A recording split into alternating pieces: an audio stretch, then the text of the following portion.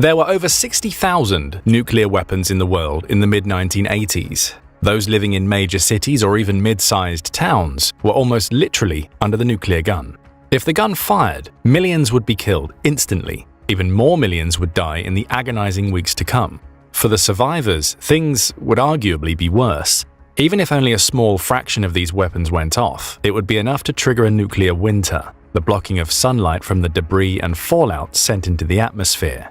A 100 megaton exchange alone can produce freezing temperatures for months, even in summer, and the world's arsenals had, and still have, far more than 100 megatons of available yield. The famine would starve at least 1 billion people. Fortunately, several major arms reduction agreements went into place that gradually reduced the world's nuclear stockpiles from this catastrophic high. The end of the Cold War accelerated this process. Once on edge, the world began to breathe easy, believing that such nuclear confrontations were a thing of the past, until they no longer were. We may now be in the beginnings of a new nuclear arms race, with technologies that raise the stakes even higher than they were in the Cold War. What are these technologies? Why are the world's nuclear arsenals increasing again? Let's look into the face of Armageddon. North Korea's nuclear program has gotten the most attention in recent times, but the most significant developments in this grim field came from elsewhere. The first is in China. China has been a nuclear state since 1964, but has traditionally maintained a policy of minimal deterrence, keeping its nuclear stockpile at a few hundred warheads and incorporating a no-first-use policy into its official doctrine. However, Xi Jinping's rise to power has changed China's traditional military posture. Under him, China's conventional forces have shifted from having a mainly defensive purpose to being more offensive-minded and capable of power projection further from the homeland. Officially, China has maintained its traditional nuclear policy in the midst of this broader strategic shift. Unofficially, things might be starting to change there too. In late 2021, satellite footage began to pick up increased activity, suggesting that China was constructing new missile silos. By 2023, experts estimated that China was building at least 300 such silos. At the same time, the Pentagon assessed that China had more ground-based ICBM launchers between fixed silos and road mobile launchers than the United States. China is also increasing its nuclear delivery capabilities at sea and in the air. China currently has 6 nuclear-powered submarines capable of delivering ballistic missiles. However, these submarines are noisy. But China is building a new submarine, the Type 096 ballistic missile submarine. It will be much quieter and come armed with the JL-3 ballistic missile that's capable of reaching the US mainland from waters near China. In October 2019, China revealed the H-6N as its first nuclear-capable bomber that can be refueled in flight, and Beijing isn't stopping there. The H-20 stealth bomber is in development. While this bomber has been behind schedule and almost certainly isn't as stealthy as the coming B-21 or even B-2, it's a significant leap in Chinese aviation and, if it ever flies, an increase in Beijing's range and ability to deliver nuclear weapons. Perhaps the most important development, though, is in China's experiments with hypersonic missiles, projectiles that can fly at speeds of Mach 5 or greater. It's important to remember that traditional ballistic missiles have long traveled at such velocities, but they do so on predictable flight paths. Missile defense systems are designed to predict and counter these trajectories. China, however, has been developing projectiles that are unpredictable and can counter traditional missile defenses. The most notable example came in 2021 when it tested a fractional orbital bombardment system, FOBS, equipped with a hypersonic glide vehicle, HGV.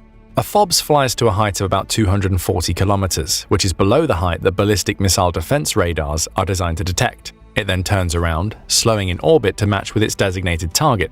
It finally descends and strikes from this unexpected direction. An HGV, meanwhile, maneuvers through the atmosphere on unpredictable trajectories while maintaining hypersonic velocity, again allowing it to strike from unexpected angles. The combination of these two devices was new and sent Washington into significant alarm. The test showed that China is increasingly developing a first-strike capability. At its current pace, China is on track to match the 1,500 nuclear weapons the United States and Russia deploy under the terms of the New START Treaty by 2035. The second major disruption to the world's post-Cold War nuclear balance comes from Russia. The invasion of Ukraine demonstrated several important facts. First, state-based conflict was not a thing of the past. Second, Russia's conventional ability is inadequate to meet its ambitions. Putin's failure to end the war early resulted in the NATO alliance becoming stronger with Sweden and Finland's entry. Russia now has an even longer border to defend and is surrounded in the Baltic. With its conventional abilities continuing to erode through depletion and through a more unfavorable conventional balance of power with NATO, Russia has had little choice but to become more reliant on its nuclear arsenal. Like China, it's increasing its nuclear stockpile and testing hypersonic weapons. Putin has also resorted to nuclear saber-rattling in the war in Ukraine. Within days, he ordered his forces to be on their highest alert in a bid to scare the West from aiding the Ukrainians. At times, particularly during Ukraine's successes in late 2022, some experts feared that Putin would resort to the use of a tactical nuclear weapon. These are low-yield nuclear weapons meant to be used against enemy formations on the battlefield rather than to destroy cities. China has reportedly insisted that Russia not cross the nuclear threshold under any circumstances, or even to deploy nuclear weapons on foreign soil. However, Russia's forward deployment of some tactical nuclear weapons to old Soviet bases in Belarus furthers the debate about how committed Russia is to nuclear restraint, even at the urgings of its most important economic and security partner. Russia has also been developing hypersonic weapons. The United States is still decreasing its nuclear stockpile as of 2023, but Washington has realized that it allowed its nuclear capability to age and atrophy after the end of the Cold War. At the time, America fervently hoped that such weapons would no longer be important, and Barack Obama's election to the presidency seemed to make the idea of a world without nuclear weapons more real. By then, the United States and Russia had reduced their nuclear arsenals to a few thousand warheads. In 2009, the new president said he envisioned a nuclear-free world and reduced emphasis on nukes in his national security strategy. But his tenure was also the time when China and Russia began to get more restless. The return of competition with these nuclear-armed states has forced Washington to reinvest in its nuclear triad. Ironically, modernization plans for America's nuclear triad began to take shape in the Obama administration, but they matured in the Trump administration, when the realization that great power competition had indeed returned began to settle in. The $1.2 trillion effort would span between 2017 and 2046. Modernization plans would address all three parts of the triad. The new LGM-35 Sentinel ICBM will replace the aging Minuteman III missiles that have been in use since the early 70s. These will be active around 2030. The Navy has described the Columbia-class ballistic missile submarine as its top priority and is set to enter service in 2031, replacing the old Ohio class.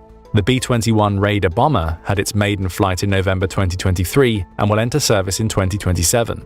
It's expected to replace the B-2, currently the only American bomber capable of delivering nuclear weapons.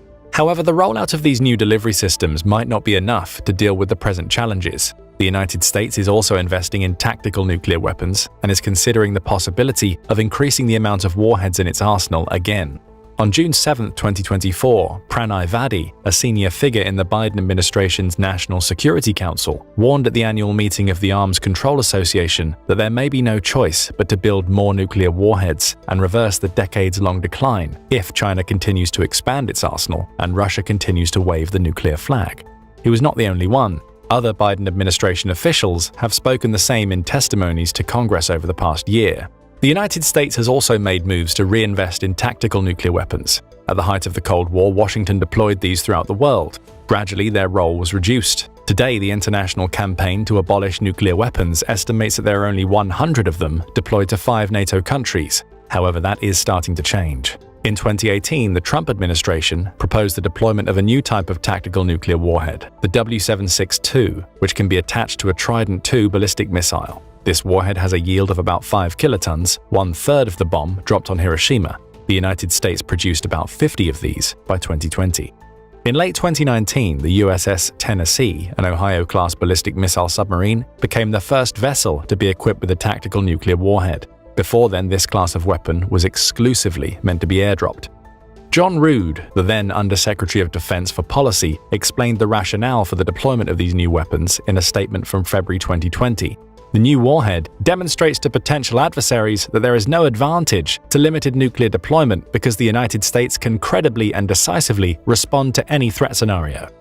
Naturally, Russia responded badly, but in a rarity, the Kremlin's statement back then raised a point that international arms control experts would also agree with. Deputy Foreign Minister Sergei Ryabkov responded to Rood's claim by saying, "The United States is actually lowering the nuclear threshold, and that they are conceding the possibility of them waging a limited nuclear war and winning this war. This is extremely alarming."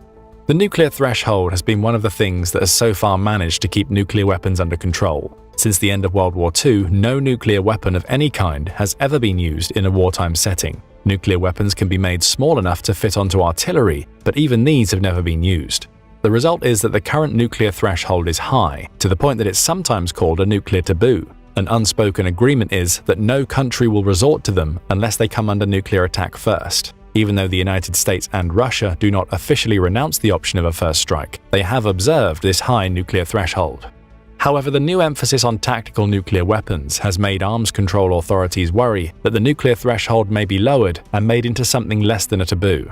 In this regard, referring to these bombs as low-yield weapons is damaging. 5 kilotons might be a low yield compared to the strategic nuclear warheads designed to wipe out large population centers, but make no mistake, even one of these so-called tactical nuclear weapons going off would result in the deaths of thousands.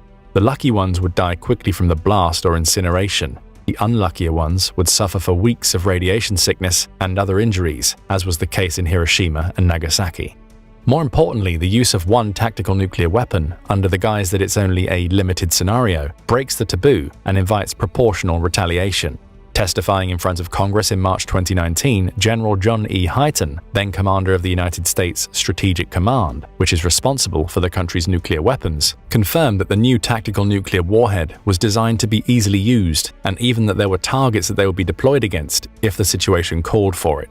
Alex Galser, an aerospace professor at Princeton University, responded to the potential of lowering the nuclear threshold through the use of tactical nuclear weapons with a sobering simulation. He showed how the use of one tactical nuclear warhead could escalate into a much grimmer war. In the scenario, Russia opened with a tactical nuclear weapon as a warning shot. NATO responded with a tactical nuke of its own. Soon, NATO and Russia were exchanging nuclear shots against one another's bases. Although these weapons were supposedly low yield, Europe was still destroyed anyway. To relieve the pressure, NATO turned to strategic nuclear warheads to destroy the Russian nukes, and Russia launched its own strategic weapons before they were lost. The crossing of the nuclear threshold just once led to Armageddon. These fears are why the United States de-emphasized its tactical nuclear weapons in the first place, but that's already begun changing. If Washington decides to increase its nuclear arsenal, more tactical warheads are likely to be built. But the new emphasis on tactical nukes is not the only thing that's changed among American policymakers. The United States, too, is experimenting with hypersonic weapons. These new unpredictable weapons present another major obstacle to the old arms control regime. Hypersonic missiles travel so quickly and unpredictably that they dramatically reduce the ability to formulate a proper response. A traditional ballistic missile, though fast, can still be detected between 15 and 30 minutes before impact, leaving enough time for defenses to come into place and for both sides to talk to each other to figure out what might be happening. FOBS systems and glide vehicles that maneuver unpredictably, keeping their targets secret until the last moment, dramatically reduce this possibility. At best, commanders will have a few minutes to figure out what's going on and talk to the other side. Hypersonic cruise missiles are also beginning to come to the fore, creating even more tools to stress air defense systems and decision-makers. These projectiles are powered by scramjet engines, which combust surrounding air at supersonic speeds, rather than having to combust it at subsonic speeds the way normal ramjet engines do. This allows for sustained hypersonic flight. These cruise missiles can potentially be smaller than glide vehicles, enabling them to be launched from a broader range of platforms. DARPA has already tested the concept, launching a prototype from a B-52 bomber in January 2023. Air Force officials have stated that one B-52 can carry 20 such missiles. These missiles could potentially be launched from platforms in space. Mike White, the former principal director for hypersonics in Washington, said that at least one program, called Project Mayhem, was looking at the opportunity space allows relative to hypersonic cruise missile systems. The creation of multiple hypersonic delivery systems will put pressure on policymakers to reorganize the nuclear chain of command. Hypersonic weapons further incentivize decision-makers to assume the worst and to strike first. One way to potentially respond quickly enough to a hypersonic weapon is to automate a response, but this leaves the potential of something like the Skynet scenario in The Terminator, where AI decides to launch nuclear Armageddon on its own, or for hackers to create the ultimate act of cyber terrorism. More prosaically, technical malfunction or confusion could lead to war, which was something already seen in several nuclear close calls, such as the Norwegian rocket incident of 1995. During that episode, then Russian President Boris Yeltsin activated the country's equivalent to the nuclear football and prepared for a retaliatory response. Fortunately, the incident passed quietly when it was determined that the missile was not an American submarine-launched ballistic missile. A similar incident involving hypersonic weapons and automated responses might not turn out so well. As the world is seeing an increase in nuclear weapons and much more threatening delivery systems, it's also seeing a decrease in arms control measures. One by one, the treaties that reduce tensions have fallen by the wayside since the early 2000s. The New START Treaty of 2010 is the last remaining major arms control agreement. In 2023, amidst the invasion of Ukraine, Russia suspended its participation in this too, although it claimed it would continue to abide by its limits on active nuclear warheads. The treaty does not cover hypersonic weapons, as it's limited to traditional ballistic missiles. It is possible to raise the issue in the Bilateral Consultative Commission and put hypersonic weapons under its terms. However, even if this bid was successful, the treaty expires in early 2026, and with relations at their worst point since the mid-1980s, the prospect of Washington and Moscow renewing it is questionable at best. China is also not even a party to New START, and since Washington considers Beijing its foremost strategic competitor, with Moscow now a peripheral player, Chinese policy will be the most important thing to consider for America's nuclear posture, not Russian. Unless China can be induced to join an arms control agreement, it's unlikely that the United States will limit itself. There is also not likely to be limitations on autonomous weapons and decision-making systems within the next few years. Although a growing number of states profess the desire to limit these arms, international humanitarian and arms control law is insufficient to control them. Additional clarification on what categorizes an autonomous weapon is needed. For example, as long as an autonomous weapon is not deliberately programmed to attack civilians, or with knowledge that collateral damage is likely to exceed the military advantage derived from using the weapon will be acceptable within current international standards. But there is a lot of room for leeway with this interpretation. Autonomous weapons function by choosing specific targets, locations, and attack times on their own. Programmers just set the general guidelines. Major powers like the United States, China, and Russia are keen to continue developing autonomous weapons, and the current vagaries of international humanitarian law work to their advantage. Hypersonic weapons with the potential to choose their own targets are a realistic possibility. Hypersonic cruise missiles could be particularly good at this, as White noted they were better at integrating seekers than HGVs. Most footage of nuclear weapon explosions comes from before the so-called Partial Test Ban Treaty of 1963.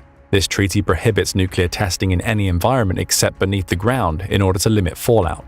This was the time of the monster nukes like the 50-megaton Tsar bomb and the United States' 15-megaton Castle Bravo bomb. These weapons were huge in physical size and not easily delivered. Only slow-moving bombers could carry them. In effect, they were designed for show and not easy use. Today's weapons, and particularly the coming hypersonic and autonomous weapons, are the opposite. A B-21 Raider stealth bomber paired with nuclear-armed hypersonic cruise missiles capable of seeking their own targets is a much easier proposition for a nuclear-first strike. The nuclear game played between the United States and the Soviet Union gripped the world in terror for 45 years after the end of World War II. This game was supposed to have ended in 1991, with the rare outcome of everyone having won. Unfortunately, the game seems to be starting again, this time with new moves that can make it potentially even more dangerous than the first time it was played. Do you think that this supposed second Cold War will be more dangerous than the first? Might there be a prospect of renewed arms control agreements to keep nuclear arsenals low and address hypersonic and autonomous weapons?